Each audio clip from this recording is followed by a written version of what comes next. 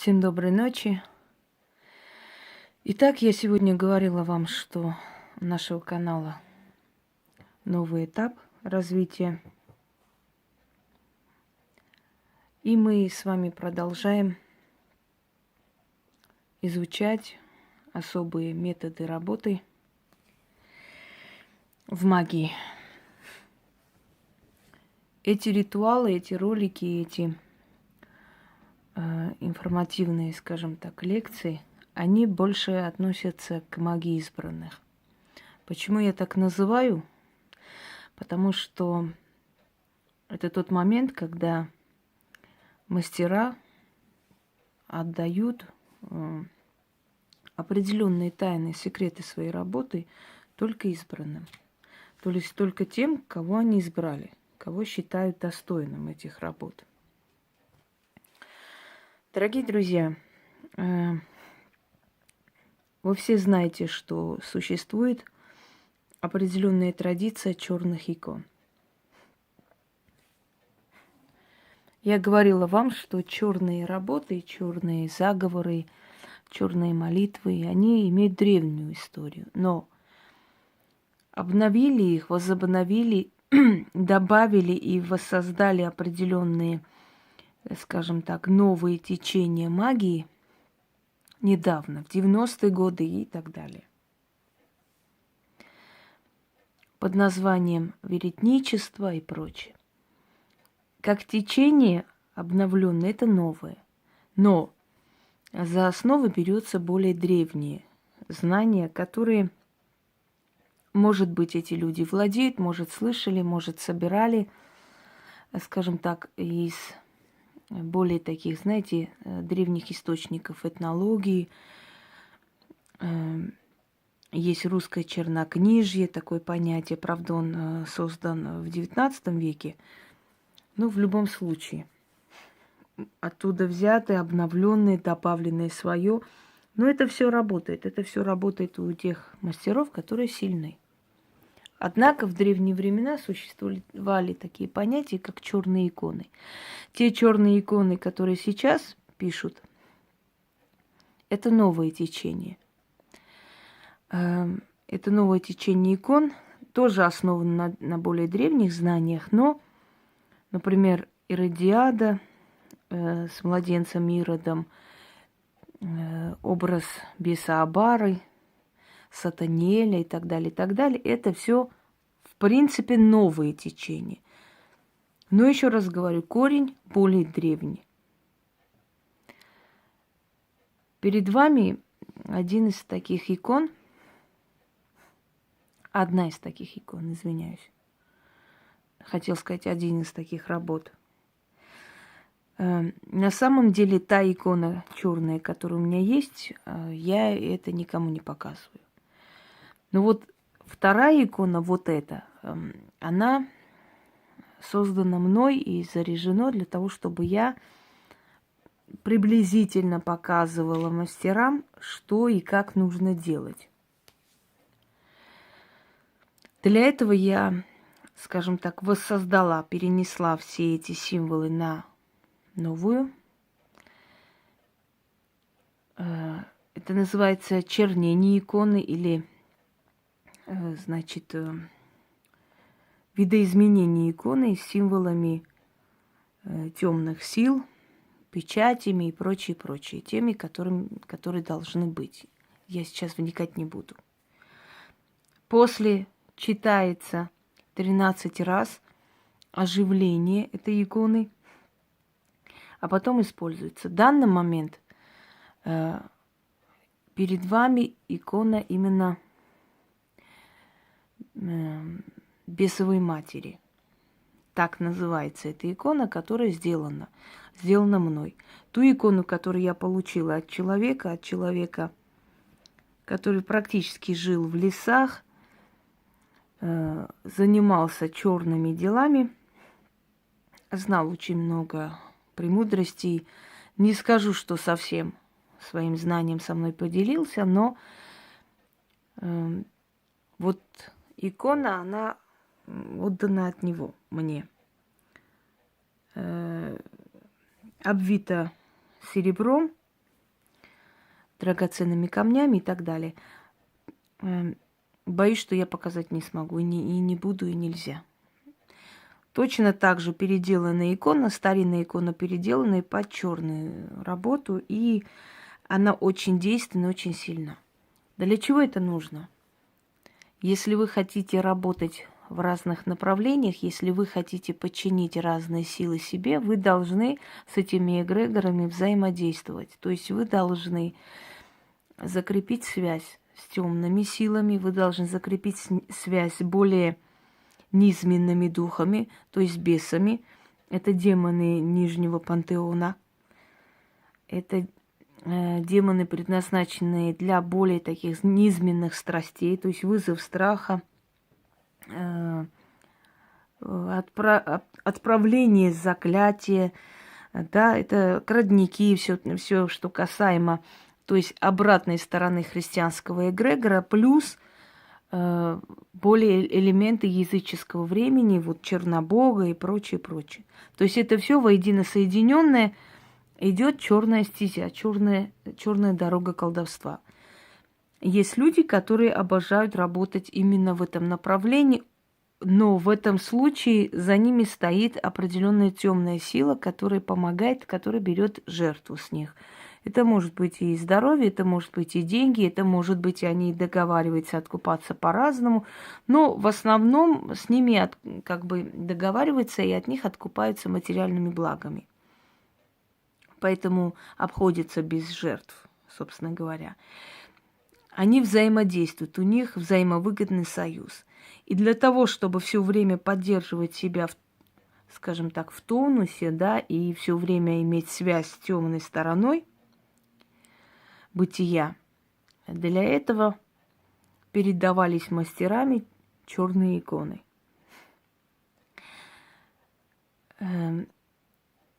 Оживление черной иконы – это таинство.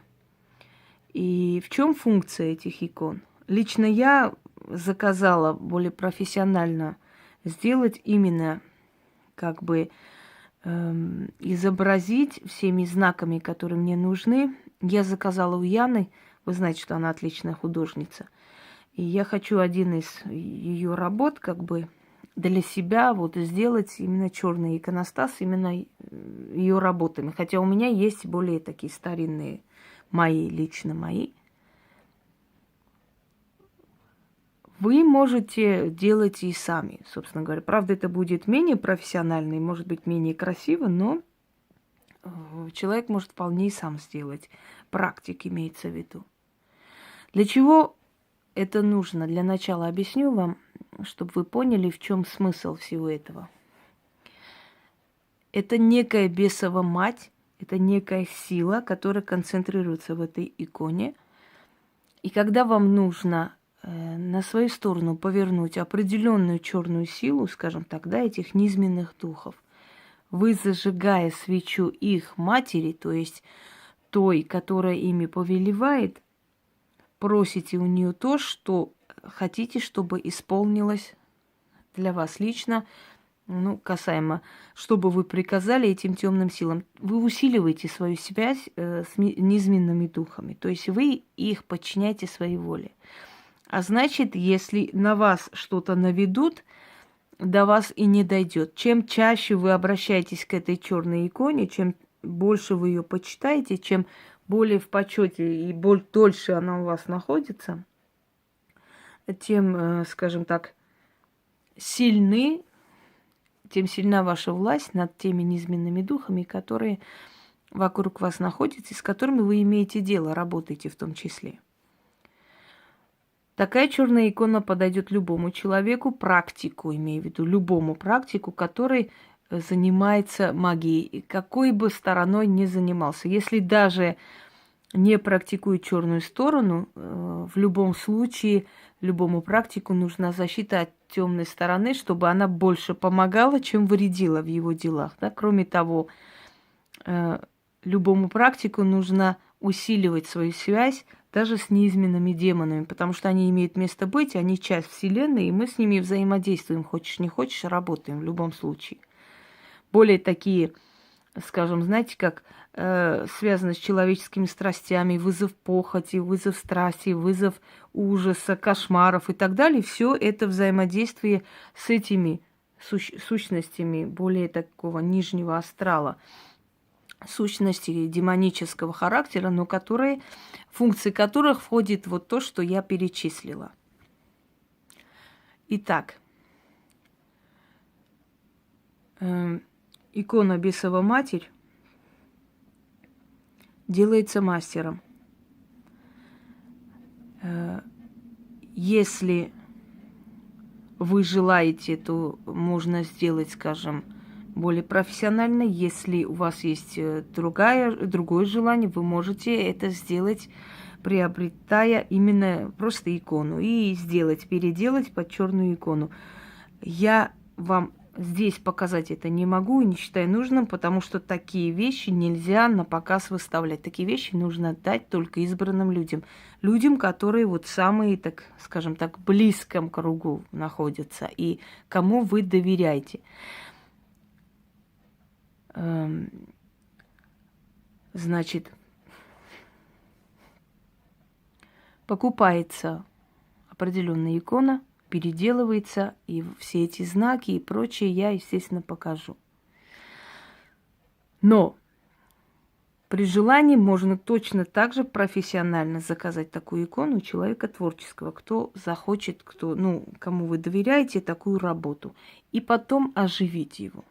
В общем, я думаю, что я ясно выразилась, но в любом случае вы сами это можете делать тоже. Теперь, моя икона старая, она более профессионально сделана. Новую я сделала сама, то есть перенесла сюда все эти знаки. Правда, получилось, скажем так, не художественно, но верно, но правильно перенесено. Подобные заговоры, подобные ритуалы, которые оживляют такие иконы, всем подряд раздавать нельзя. Я вам уже говорила, что есть вещи, которые нельзя на всеобщее обозрение выставлять, они где-то теряют силу. Именно поэтому обряд раскрещивания, а потом соединения с древними богами я выставила у себя в группе только.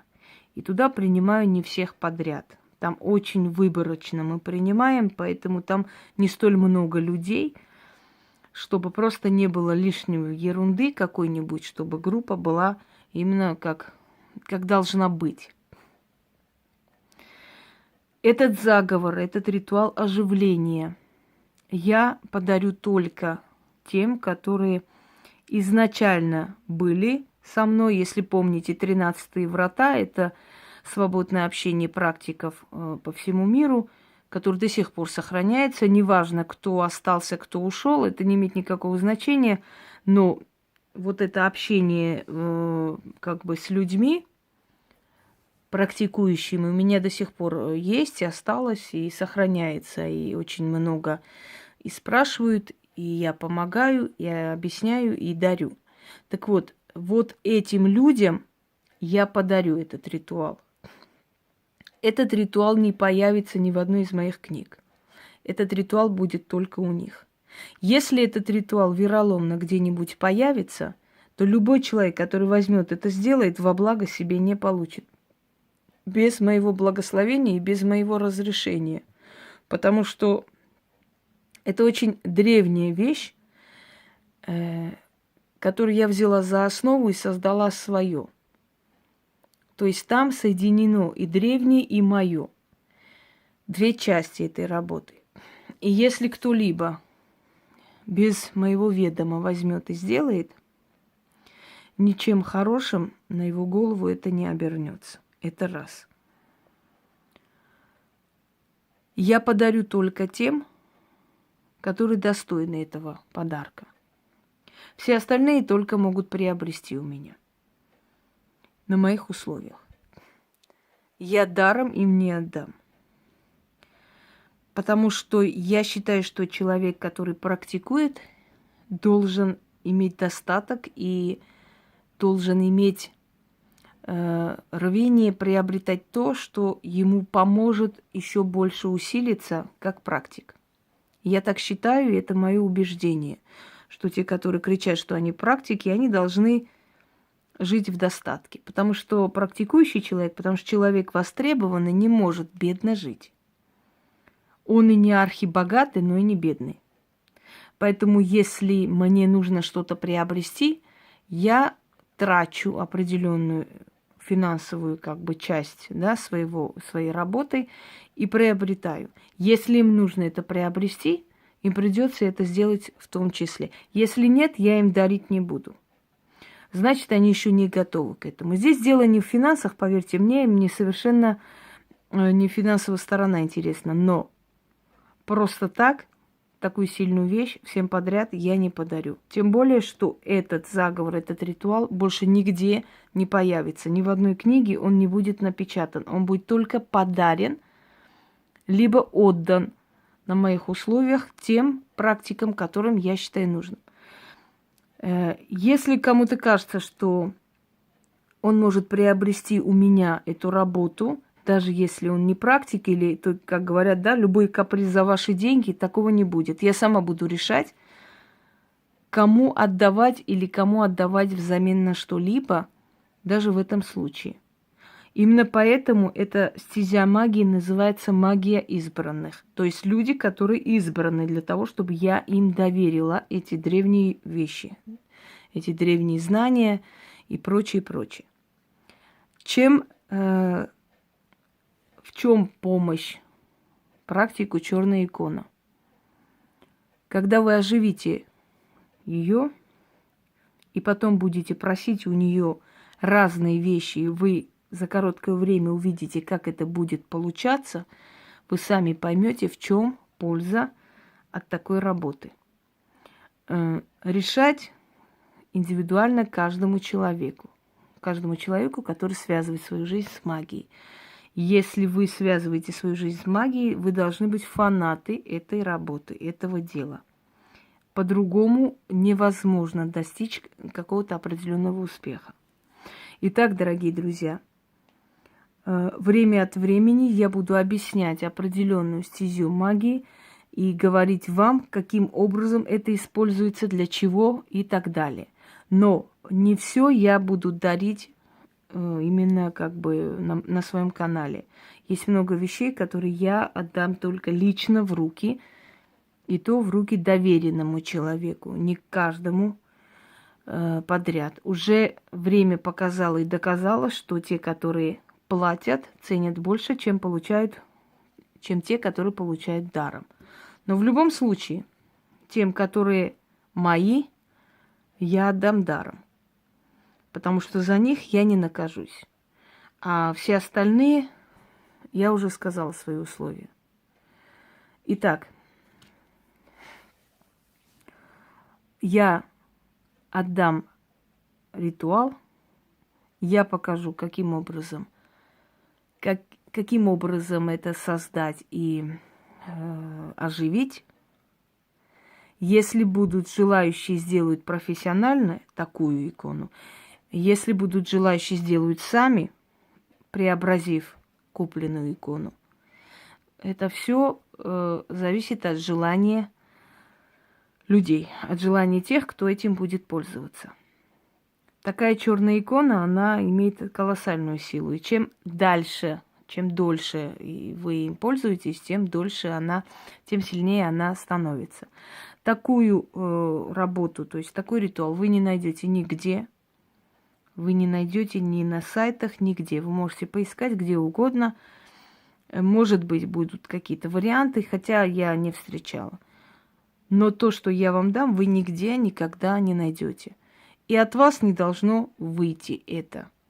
Ну, если выйдет, конечно, будет не очень приятно, но еще раз говорю, что то, что выйдет и станет общественным достоянием, никому пользы не принесет без моего ведома. Итак, всем удачи, всех благ. А я решу, кому подарить, а кому не подарить. Всего хорошего.